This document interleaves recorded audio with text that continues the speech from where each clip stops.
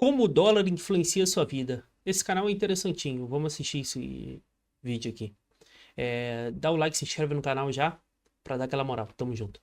No início do século XX, o trono das finanças globais pertencia à libra esterlina. Ela não era apenas uma moeda, mas um alicerce do comércio mundial. Representava 80% de todas as reservas internacionais, a base da estabilidade da economia global. Bancos centrais dependiam da libra esterlina para pagar suas dívidas, estabilizar economias e financiar o crescimento dos países. Essa confiança vinha do Reino Unido, o maior credor internacional e lar do mais poderoso mercado financeiro do planeta na época. A libra era sinônimo de estabilidade e, como uma boa inglesa, a rainha indiscutível das moedas.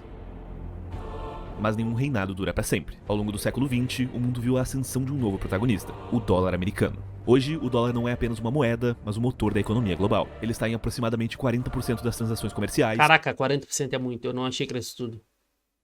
Cara, 40% de todas as transações do mundo.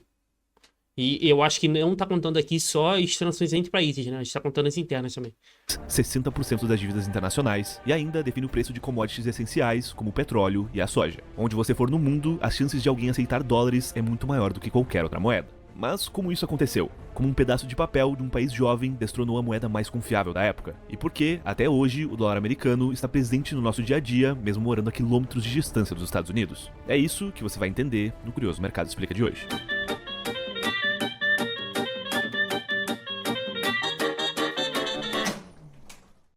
Antes da Primeira Guerra Mundial, o sistema financeiro global era definido pelo que ficou conhecido como padrão ouro. Nesse arranjo, moedas nacionais como a libra esterlina ou o franco francês eram diretamente conversíveis em ouro. A premissa era simples: quem possuísse essas moedas poderia trocá-las por uma quantia fixa de ouro garantida pelo Banco Central de cada país. Mas para sustentar essa promessa, os bancos centrais precisavam ter enormes reservas de ouro em seus cofres. Essas reservas eram uma âncora do sistema, garantindo credibilidade e estabilidade à economia global. E mais do que um mecanismo técnico, o padrão ouro simbolizava a confiança mútua entre as nações e seus mercados financeiros. Porque o ouro, nenhum humano criou, né? Deus criou, né? Deus criou de uma forma que a inflação é controlada. Era o padrão perfeito, né? Até o Bitcoin. Naquela época, a libra esterlina não era apenas uma moeda, era o centro do mundo financeiro. Mas por que a libra? Porque o Reino Unido, no século XIX, era a potência econômica dominante. Com o imperialismo britânico, o livre comércio abriu as portas para matérias-primas essenciais, como o algodão vindas de colônias ao redor do mundo. Ao mesmo tempo, garantiu mercados para os produtos manufaturados britânicos. Isso fez o Reino Unido tornar-se a maior potência comercial e exportadora do mundo até 1913. E com o poder econômico, veio o poder monetário. Quando países começaram a vender matérias-primas para a Inglaterra, surgiu uma necessidade. Esses países, ou seus comerciantes, precisavam de contas dos bancos de Londres para poder receber. Isso reforçou o papel financeiro dos ingleses e colocou Londres no centro das transações globais. O Banco da Inglaterra, na época, desempenhava o papel de maestro da orquestra financeira global. Ele organizava os fluxos internacionais de capital, definia padrões para transações comerciais e funcionava como uma referência para o sistema financeiro. Por exemplo, dois países, digamos Brasil e Estados Unidos, queriam negociar mercadorias. A moeda escolhida era quase sempre a libra esterlina. Afinal, era a mais predominante e os bancos de Londres os únicos capazes de garantir a operação. Mas o domínio monetário britânico não era apenas um reflexo de sua força econômica. O padrão ouro, como sistema, dependia da liderança de uma moeda que inspirasse confiança. E naquele momento, era a libra esterlina. Será que, por exemplo, durante o período do padrão ouro, com o dólar sendo a moeda global, todas as moedas eram conversíveis, se cotavam em dólar, e o dólar que tinha o padrão ouro, ou seja, era o dólar que, teoricamente, alastra em ouro. Com a Libra era assim, eu já não sei. Ou seja, o que eu quero dizer, a Libra era lastreada em ouro, mas as outras moedas também eram lastreadas em ouro? Ou era lastreada na Libra que era lastreada em ouro? Né? Vamos ver se ele vai falar isso no vídeo.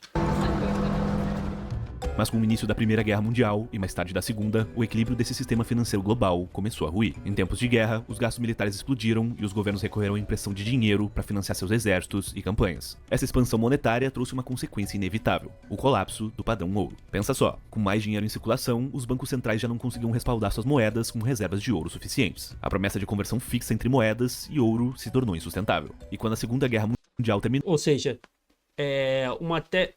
na tese, né? O Tracer Tony falou que assim, se fosse respeitado o padrão ouro, a gente não teria nenhuma das guerras mundiais, né? Era impossível, não existia riqueza na época capaz dos estados sem inflacionar a moeda, ou seja, respeitando o padrão ouro, conseguir empreender uma guerra da escala que foi a primeira e a segunda, entendeu? Óbvio que se minha mãe tivesse bigode, teria dois pais, né?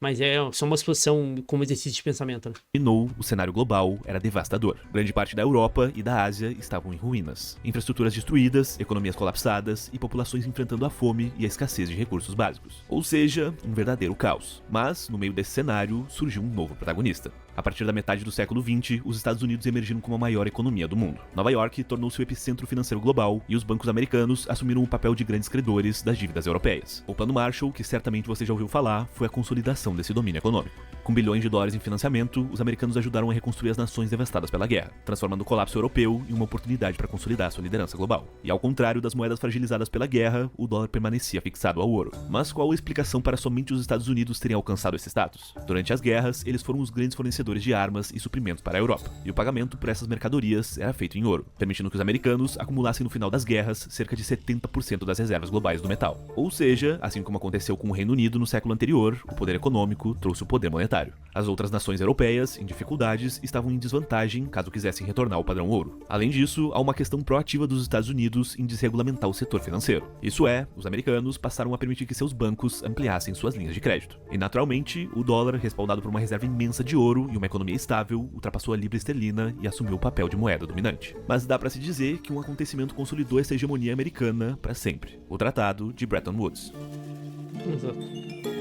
Em 1944, representantes das 44 maiores economias do mundo se reuniram na cidade de Bretton Woods, nos Estados Unidos, para firmar um acordo histórico que prometia acabar com a instabilidade econômica. O que aconteceu foi o seguinte: o abandono do padrão ouro na Europa havia desencadeado nas chamadas guerras cambiais, onde as nações tentavam artificialmente desvalorizar suas moedas para tornar seus produtos competitivos no mercado. Para evitar essas guerras, em Bretton Woods nasceram duas instituições financeiras internacionais: o Fundo Monetário Internacional, FMI, e o Banco Internacional para a Reconstrução e Desenvolvimento, que hoje é chamado de Banco Mundial. Mas, para os Estados Unidos, esse acordo era uma peça-chave de sua visão global. Na época, sob a liderança do então presidente Franklin Roosevelt, o plano dos Estados Unidos era prevenir crises como a Grande Depressão, enquanto abria novos mercados para as exportações e consolidava a posição dos americanos como líder econômico global. Basicamente, o acordo era o seguinte: no coração do sistema estava o dólar americano. Todas as outras moedas eram atreladas ao dólar, Muito gostoso, né? enquanto o dólar permanecia vinculado diretamente ao ouro a uma taxa fixa de 35 dólares por onça. Essa ligação proporciona uma base estável para o comércio e os investimentos globais. Mas havia flexibilidade no novo sistema, que ficou conhecido como padrão ouro-dólar. As moedas poderiam ajustar suas taxas de câmbio em casos de desequilíbrios fundamentais, um conceito que os economistas chamam de regime de taxas de câmbio fixas, mas ajustáveis. O resultado, de qualquer forma, foi claro: o dólar ganhou ainda mais relevância e se tornou indispensável no comércio global. Tacada de mestre dos americanos, né? Para se ter uma ideia, em 1970, a moeda americana representava cerca de 85% das reservas dos bancos centrais ao redor do mundo. Desde então, é a moeda mais poderosa do mundo, disparadamente. Mas, como acontece com toda a grande hegemonia, os desafios começam a aparecer. Embora o sistema de Bretton Woods tenha sido amplamente elogiado por sua concepção, sua implementação enfrentou vários aspectos práticos e, principalmente, políticos. A estabilidade das taxas de câmbio restringia a capacidade dos governos de utilizar políticas monetárias independentes para enfrentar recessões ou crises. E quando chegava a hora de ajustes, as opções eram dolorosas: corte nos gastos públicos Ou seja, ela capou os países de fazer política monetária, né? Mas também capou a possibilidade dos países fazerem merda fazendo política monetária, né? Ou seja, é uma faca de dois gumes. desvalorizações cambiais. Para qualquer líder mundial, decisões como essas não só afetam a economia, mas também sua reputação, tanto com os eleitores quanto nos bastidores. E também havia um paradoxo central: o dólar, que era a âncora do sistema, se tornara indispensável para o comércio e as reservas internacionais. Mas essa dependência de uma única moeda criava novas vulnerabilidades. Na década de 1960, esse paradoxo se intensificou, com os Estados Unidos enfrentando déficits crescentes, ou seja, o governo americano gastando mais do que arrecadava. As reservas de ouro do país começaram a encolher rapidamente, colocando o sistema sob pressão. Esses déficits eram pagos em ouro, o que fez despencar a reserva do metal dos cofres americanos. Em novembro de 1971, o presidente Richard Nixon declarou oficialmente o fim do sistema Bretton Woods, desvinculando o dólar do ouro. E a partir daí, seu valor seria determinado pelas forças de mercado, oferta... Aí já era, né? Se você pegar mais ou menos ali, primeira metade da década de 70, vamos botar esse site aqui, ó. Que merda aconteceu em 1971 aqui, ó. Mostra diversos gráficos mostrando que a partir de 71, a desvinculação do ganho real para as pessoas comuns da remuneração do trabalho desvinculou completamente dos ganhos de produtividade do capital, entendeu? E isso é ruim, né, para a economia no sentido da maioria das pessoas, né? Ou seja, por exemplo, a produtividade do mundo aumentou 246% aqui, enquanto o salário real das pessoas, a compensação, né? Ou seja, a renda das pessoas aumentaram só 115. Ou seja, e era colado o crescimento. E passou a descolar exatamente em 71, porque se você permite que o governo imprima dinheiro a bel prazer, você faz com que o valor daquele dinheiro é feito cantilão, né? Quem toca primeiro num dinheiro recentemente criado são os detentores do capital, entendeu? E a inflação só vai chegar para quem tocar por último no dinheiro. E, obviamente, quem toca primeiro no dinheiro são os bancos e o Estado. E o preço já aumentou quando esse dinheiro escorrer para a mão das classes mais baixas e dos menores empresários, entendeu? Aqui, ó, ganho real per capita, enquanto o rendimento médio semanal dos americanos, né? Eu acho que é dos americanos. Aí, ó, outro gráfico. Esse site aqui é muito bom para vocês verem isso aqui. E exatamente tudo descolou em 71, cara. Que foi exatamente esse acordo de Bretton Woods, né? Para vocês verem como é que trouxe uma chaga imensa a financiarização do sistema é a consequência do padrão ouro das moedas fiat, né? O dólar do ouro. E a partir daí, seu valor seria determinado pelas forças de mercado, oferta e demanda. The strength of a nation's currency is based on the strength of that nation's economy. And the American economy is by far the strongest in the world. Accordingly, I have directed the Secretary of the Treasury to take the action necessary to defend the dollar against the speculators. I have directed Secretary Connally to suspend temporarily the convertibility of the dollar into gold or other reserve assets, except Caraca, ele falou temporariamente, mano. amounts and conditions determined to be in the interest of monetary stability and in the best interest of the United States. 2 anos depois, em 1973, as principais economias do mundo também abandonaram as taxas de câmbio fixas e migraram para o regime de câmbio flutuante. Um sistema em que as moedas passam a ser valorizadas ou desvalorizadas de acordo com a dinâmica do mercado, sem interferências diretas dos governos. Mas embora o sistema baseado no padrão ouro-dólar tenha chegado ao fim, Bretton Woods deixou um legado que dura até hoje: a supremacia do dólar americano. Até hoje, o dólar é dominante no comércio internacional, nos investimentos globais e nas reservas monetárias. Mas por que, mesmo após o colapso de Bretton Woods, nenhuma outra moeda conseguiu rivalizar com o dólar em importância? A resposta dessa pergunta está na combinação de tamanho e influência. Moedas como o franco suíço ou o dólar de Singapura são até mais estáveis em alguns aspectos, mas não possuem a escala para sustentar o comércio global. Vamos lá. O PIB dos Estados Unidos é de impressionantes 27 trilhões de dólares, enquanto o da Suíça é de cerca de 900 bilhões de dólares. Se o mundo todo decidisse usar o franco suíço como moeda padrão para negócios, simplesmente não haveria francos suficientes para suportar o volume O PIB do Brasil é consideravelmente maior que o da Suíça. gigantesco de transações. Agora é o Como é que seguinte. é? Simplesmente não haveria francos suficientes para suportar o volume gigantesco de transações. Agora é o seguinte. Vê se você consegue ver aqui quando essa nota foi emitida. Dá pra ver aqui? 1934. Essa nota que tá na minha mão, não tô de brincadeira não, é de 1934. Meu bisavô poderia ter comprado restaurante na Argentina, comida no Brasil, etc e tal. E aí a pergunta que eu faço é o seguinte: quem lembra qual era a moeda brasileira em 1934? Ah. Réis. De lá É impressionante os Estados Unidos. Na minha opinião, os Estados Unidos é disparado o maior império da história da humanidade, entendeu? Em nível de influência e tamanho comparado ao globo todo, não se compara. Mesmo a população sendo infinitamente... A gente está no pico histórico, infinitamente maior do que já foi em toda a história conhecida, e também a economia global ser muito maior, entendeu? Porque assim, você para pra pensar, cara, os Estados Unidos, em toda a história dele, ter uma constituição e uma moeda é um feito assim, insano, entendeu? Por 270 anos, sei lá. pra cá foram 10 moedas: réis, cruzeiro, cruzeiro novo, cruzeiro, cruzado, cruzado novo, cruzeiro, cruzeiro real, RV real. Não, isso não foi só 10, não, no Brasil. Teve umas moedas de transição entre umas e outras que estão aqui, que nem estão sendo contabilizadas aqui. Ele tá contando só as maiorzinhas, tá ligado? Insano. E aí eu volto a fazer a pergunta: E 7 constituições, né? O Brasil teve também. quem é que tá variando? Ah, mas eu não tenho custos em dólar. Olha o teu iPhone, pega o preço do iPhone em dólar e o preço do iPhone em reais. É bizarro. O iPhone mantinha... ele botou o iPhone em dólar aqui em paridade de poder de compra, provavelmente. Mas aqui, por muito tempo, o iPhone foi $649. Lançava aqui, ó, 1, 2, 3, 4, 5, 6 anos seguidos por $649. Depois eles falaram, quer saber, dane-se, vamos aumentar. Foi aqui do 11 pra frente, né, do 12. Dispararam o preço, bizarro. Olha o preço do... Isso aqui são as empresas, né, que eu falei lá há pouco tempo. Olha o preço do boi gordo, o preço da gasolina, tudo dolarizado.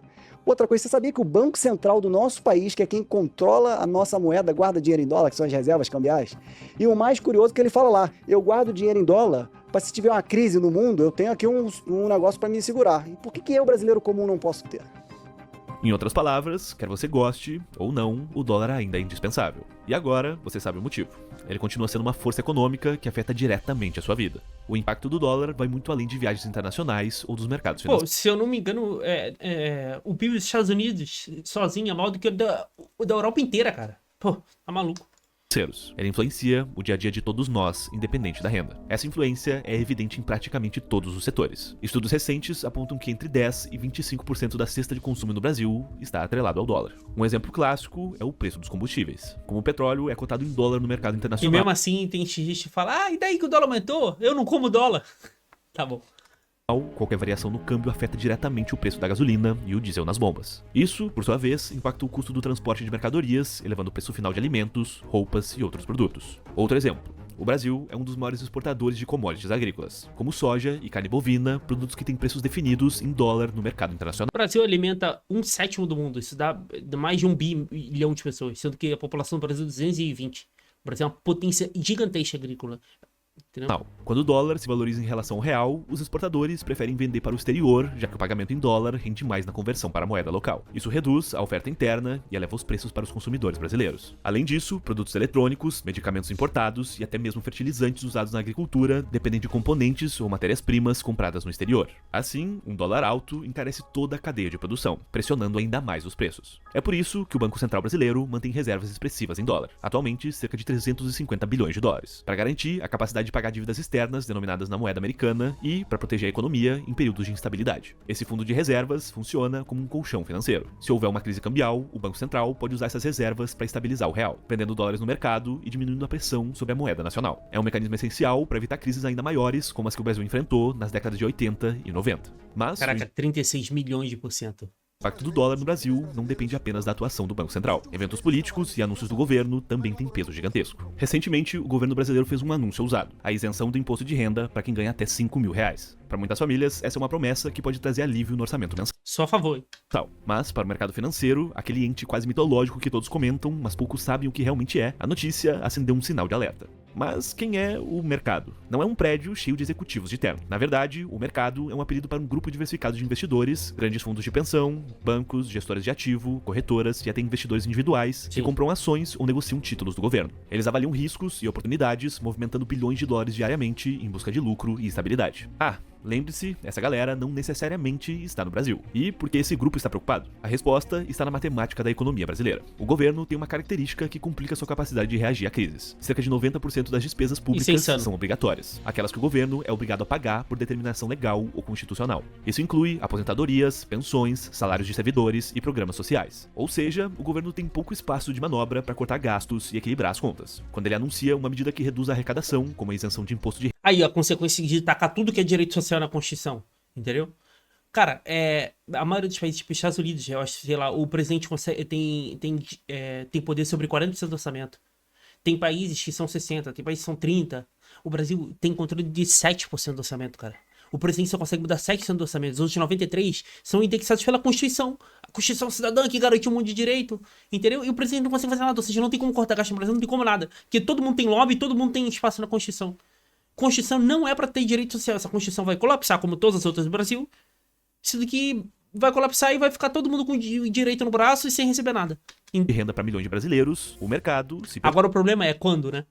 Pergunta: de onde virá o dinheiro para cobrir essa perda de receita? Sem um plano claro de cortes em outras áreas, ou um aumento de arrecadação em outro lugar, o déficit fiscal, a diferença entre o que o governo gasta e o que arrecada, tende a crescer. Ou seja, o governo vai ter que se endividar. E aí, o impacto chega rapidamente. Esses investidores que financiam a dívida pública comprando títulos do governo começam a exigir taxas de juros mais altas para compensar o risco maior. Além disso, muitos podem retirar seus investimentos do Brasil, levando a uma alta na cotação do dólar. E o dólar, como já entendemos, tem reflexos diretos na economia. A cotação do dólar comercial atingiu o novo recorde de R$ 6,07 e o Ibovespa caiu 1,5%. O mercado reagiu a uma expectativa de que a queda dos juros nos Estados Unidos desacelere. Aqui no Brasil, a dificuldade do governo para aprovar no Congresso medidas de corte de gastos também influenciou.